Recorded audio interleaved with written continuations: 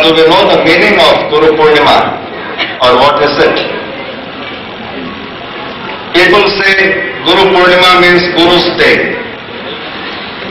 Just as you have Father's Day, Mother's Day, Environmental Day, Smoking Free Day, you have Guru's Day. But unfortunately, this idea does not hold any substance, it is not true.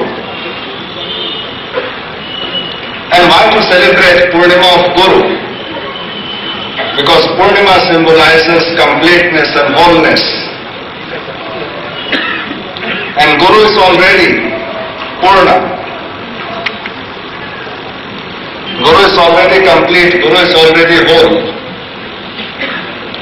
So why to celebrate something, a function for somebody who is already complete and who is already an inspiration to millions and hundreds and thousands to tread the spiritual life?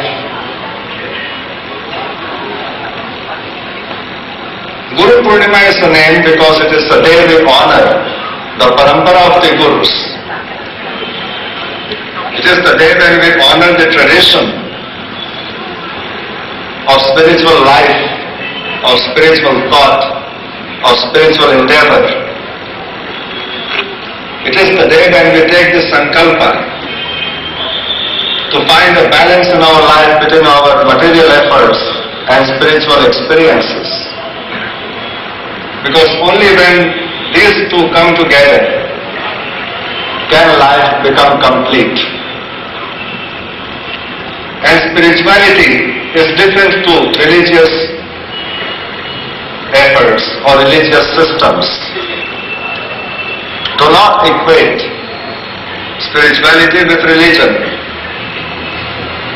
because religions have a different aim and spirituality has a different aim. And let me make this point clear to you in brief. Religious efforts are to provide an understanding of the divine power, whom we call God, and how we can approach this transcendental nature by cultivating certain disciplines in which our Aradhya, our Ishta Devata, is the main focus of attainment. And in spiritual life, you make the effort to transform your personality, your nature, and become more positive, more creative and more optimistic, and to develop and cultivate the dormant human qualities. And it is the path of sadhana, it is the path of efforts. There is a small story of one man who acquired a barren piece of land and toiled very hard, worked very hard, and eventually, through his efforts, in course of time, he converted the barren piece of land into a beautiful, famous garden. It was so beautiful that many people would come to visit the garden and see the garden. And one day a priest comes to admire this piece of garden. And while he is being taken around, he says to the owner of the land, "Look at God's miracle. What a wonderful creation this is. A garden full of beautiful flowers and leaves and trees and shrubs." And the man said, "Sorry, it is all my hard work. You should have seen this piece of land when God owned it. It was absolute barren." And if you think about this story, you will also discover that this story applies to you. When we came into this life, we had no idea of what we were getting into. We had absolutely no idea what we were getting into. And when we took birth, we faced our life, we faced our problems, we faced our difficulties, we faced our trials and tribulations. Sometimes feeling very hopeless, and sometimes with hope and optimism. But in all this process of life, we have always felt certain vacuum inside, something absent from our life. And that thing which was absent has been identified by different people, by different names, as happiness, as contentment, as joy, as peace, as tranquility, as success. You can give any name that you want to that idea, to that something which we lack within us. And it has been our effort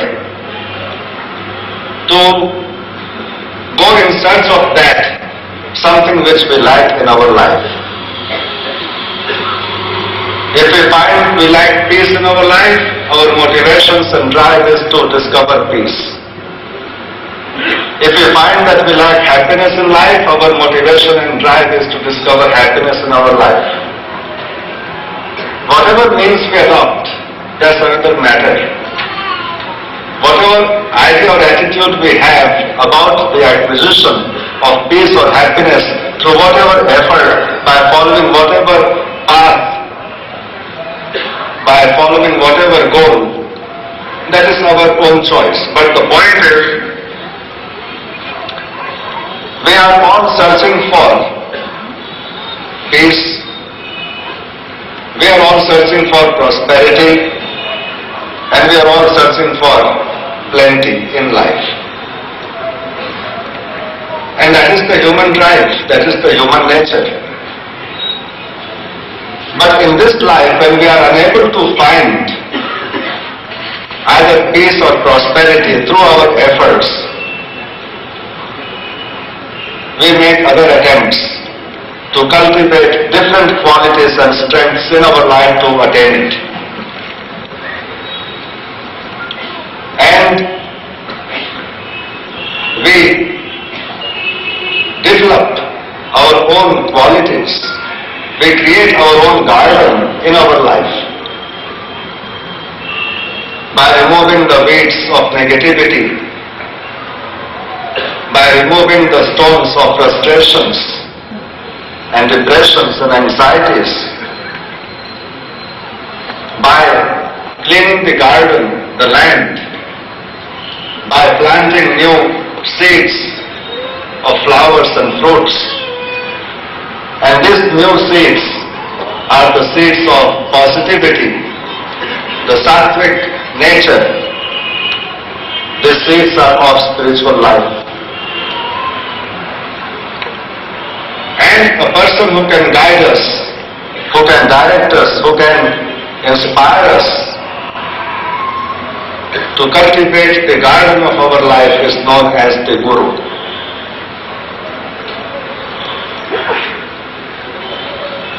Another story comes to my mind.